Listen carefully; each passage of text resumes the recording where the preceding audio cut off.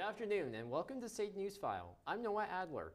Emmanuel Pointe-du-Jour will take a look at the latest highlights later. What can we expect, Emmanuel? Well, we're going to be taking a look at the Flames, the Reeling Flames, the Oilers, and we're going to be taking a look at some NBA action. Looking forward to it. We will have a look at the weather with LMAD later today, but first, here are today's top stories. The Alberta NDP announced a plan to build a post-secondary campus as a part of their downtown revitalization plan, should they be voted into power this upcoming spring. A letter was sent to the presidents of post-secondary institutions in Calgary, Lethbridge, and Olds, which asked for requests to develop a proposal for a campus in the downtown core. The downtown post-secondary campus comes as a major part of the NDP's plan to ensure a better future for the city's downtown core. It is expected over the next decade that 100,000 Albertans will enter the post-secondary age. Over the next decade, there will be 100,000 more Albertans at post-secondary age, the largest group ever in the history of Alberta. We must give these young Albertans, our future leaders, opportunities to be here, to learn here, or they could potentially leave. When asked about housing for post-secondary students, Egan says that housing for students involved in post-secondary as it relates to this project will be a major priority. Back in August, construction began at SAIT's Campus Center, which is home to Trojans and men's women's athletics. The 4-year project plan is underway to redevelop the center. Jake Stegerman has the story. The SAIT Campus Center redevelopment project includes a demolition of the current building and the construction of a new one. These changes are part of SAIT's New World Thinking strategic plan. As construction is underway and Trojans athletic teams are currently not playing at home, SAIT still has an interim goal to meet student and staff needs to keep the community together. We still were benefited from having a training space there. So the gymnasium, fitness area, all of that stuff's available for students and staff only this year.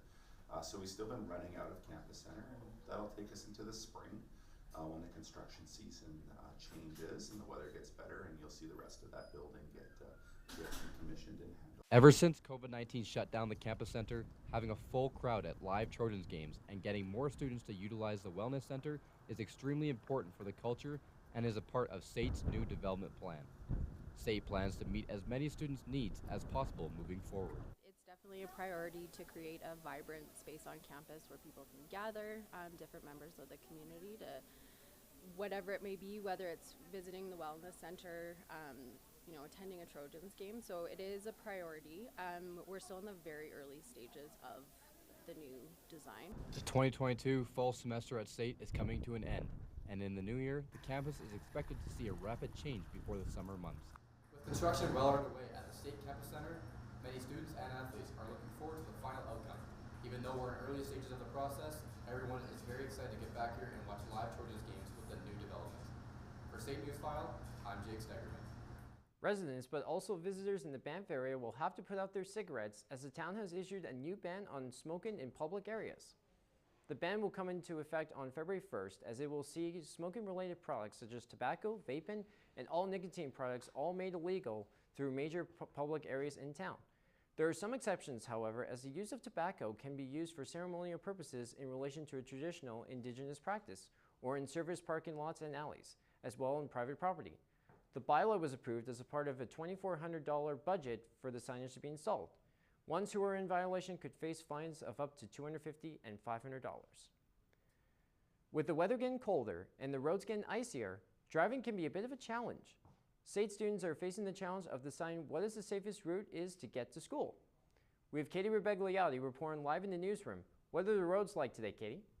Well, Noah, over the past many months, Calgarians had to take extra precautions while on the road. There are multiple ways to travel around the city, one being C-Train. The C-Train is sometimes viewed as a safer way to get around in the winter due to the train traveling by track and not by road. On the other hand, drivers need to take another level of precaution due to other drivers while on the road not having the right wheels on their car or not paying attention. Well, every day, seeing some people scrub out and hit the brakes too late and rear end some people in the back, but I think with mostly winter driving, you just got to be more cautious, more safe, slow down, and just take your time, When you are traveling, make sure to plan the safest route for you. Back to you, Noah. That was Katie Rebegliotti reporting live from the newsroom. Thank you, Katie. When traveling the roads, make sure to give yourself extra time so there's no need to rush. The 2022 Quality of Life Report from Calgary Foundation finds the majority of Calgarians are concerned with poverty and safety. 79% of Calgarians who participate in the report express concern in relation to the city's poverty rates. Meanwhile, an extra 73% of respondents have concerns in relation to the city's overall safety, which went up from 65% last year. 1,000 Calgarians were randomly selected for the survey that was conducted. Those are today's top stories. We'll have your full forecast after the break, but first, Ella Matt has a look at what's going on in Calgary this week. The Harlem Globetrotters return to Calgary. If you like seeing incredible ball handling wizardry live, you can get your tickets online at ticketmaster.ca. Need a break from Christmas carols? Come down to Weed's Cafe for their old-time jam to hear some classics live. Admission is free. But if you do like Christmas carols, we've got you covered.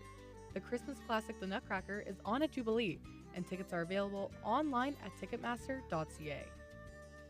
Sit back, relax, and paint. It's been a long week. You deserve that creamy chai latte you've been dreaming about all week. So come down to Espresso Cafe for their paint and sip night. Tickets are online at Eventbrite. What are the 4 main food groups for elves? Well, you better find out before heading to tonight's Christmas movie trivia at the Canadian Brew House. Tickets are online at tipsytrivia.ca. If you want to know the answer to that trivia question for tonight's Canadian Brew House Christmas movie trivia night, it's syrup, candy corn, candy canes, and candy. Now let's get into some weather. Moving across the western part of the country, we see that there is a cold front going across the Alberta and Saskatchewan border. In Regina, it's going to be -5 degrees and snowy, and Winnipeg is -2 degrees and snowy as well. While on the west part of the western part of the country, we see it's going to be partly cloudy. Moving east, we see there's a mix of precipitation across the eastern part of the country, and there's going to be a range like snow in Toronto, it's going to be cloudy in Halifax, and it's going to be rainy at St. John's. And that low pressure system won't be affecting Montreal so heavily as it's only partly cloudy there. Now, let's take a look down southwards, nice and toasty. If you were thinking of heading across the border for Christmas, you're in luck if you want a green Christmas. In Palm Springs, it's 19 degrees. In Barbados and Cancun, it's 22. Honolulu is at 27 degrees. In Orlando, it's 26, and Vegas, it's 12 degrees.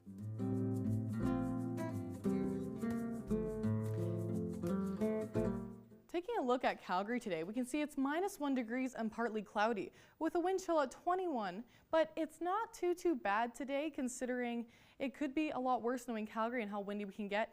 Later tonight, we're going to see it remains cloudy with not much action happening, which is surprising for Calgary considering we're constantly changing our weather.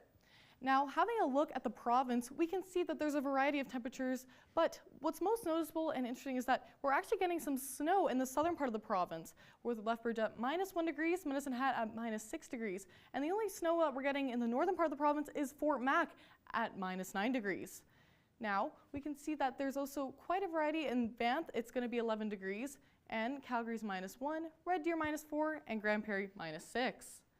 Now, let's move to the 5-day forecast. It's going to be partly cloudy, and it's going to be not too kind to us this weekend. We're going to have temperatures ranging as low as -10 degrees on tomorrow, and -17 Saturday, and -22 on Sunday.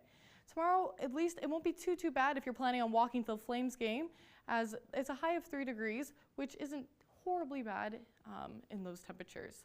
Now, speaking of Flames, let's head over to some sports. Welcome home. What took you so long? Every single Wednesday, Rumble House hosts an open house auction for their community to auction off their artwork. Beginner or experienced, Rumble House invites artists of all skill levels to participate in their weekly events. To get involved in our events, call or text 403-629-7424. 403-629-7424. Or check us out on Facebook for more information. Come and learn the breaking world of broadcast news. Find your passion to investigate, write, shoot, edit, and deliver the stories of the day. SAIT's broadcast news program teaches you everything you need to know for a career in radio and television. Become the next great anchor. reporter, or personality using industry standard technology alongside qualified instructors with years of experience. This is Broadcast News. Come and dare to be on air. Welcome back to SAIT News File. Emmanuel Point du Jour now joins for a look at the latest highlights. What's going on, Emmanuel? Well, we have the World Cup on Sunday between Argentina and France. It'll be really exciting, but we start with the Calgary Flames. After dropping 3 in a row on the road, the ice-cold Calgary Flames are back home tomorrow night to face the St. Louis Blues. It's unclear if Flames defenseman Chris Tanev will be on the ice. Tanev had to be helped from the ice in Montreal after taking a slap shot to the head that knocked him out cold. The Flames will try to get back on their winning ways as puck drops at 7 at the Dome. The Edmonton Oilers took on the Predators on Tuesday night in an entertaining battle. We pick it up early in the first. It's brought out to the blue line. Then Cody Glass rips one past Campbell to put the Preds up 1-0. Later in the period, the Oilers would strike back as Evan Bouchard would slap one on net, then tipped in by Zach Hyman to tie it up at 1. In the dying seconds of the period on the power play, some beautiful passing displayed by the Oilers, finished off by a Leon Draisaitl goal. The Oilers would end up cruising to a 6-3 victory. Hyman would finish with a hat trick. McDavid and Draisaitl would have 3 assists each in the Oilers' victory. There is a 12-game slate in the NHL schedule tonight. The Columbus Blue Jackets invade Tampa Bay to take on the Lightning. The Seattle Kraken will be in Carolina to face the Hurricanes. Dallas Stars battle the Washington Capitals. LA Kings face the Boston Bruins. The Toronto Maple Leafs are in New York to play the Rangers. The Anaheim Ducks go against the Montreal Canadiens. Philadelphia Flyers face the New Jersey Devils. The Pittsburgh Penguins take on the Florida Panthers. The Winnipeg Jets host the Nashville Predators. The Golden Knights face the Blackhawks. The Buffalo Sabres invade the Avalanche, and the St. Louis Blues face the Edmonton Oilers. The Golden State Warriors were in Milwaukee last night to face the Bucks. We start midway through the first, Jordan Poole finding Klay Thompson, who comes off the screen and nails the three-pointer. Momentarily, it's Brook Lopez who sinks a sweet fadeaway to put the Bucks up 4.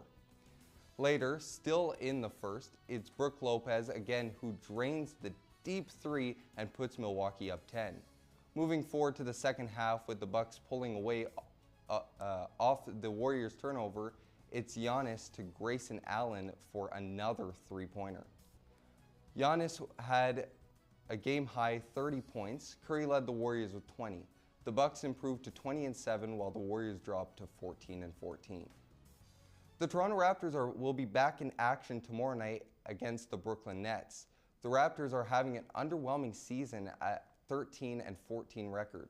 It will be a tough game against the Nets, with Raptors star OG Anunoby still off the roster with a hip injury.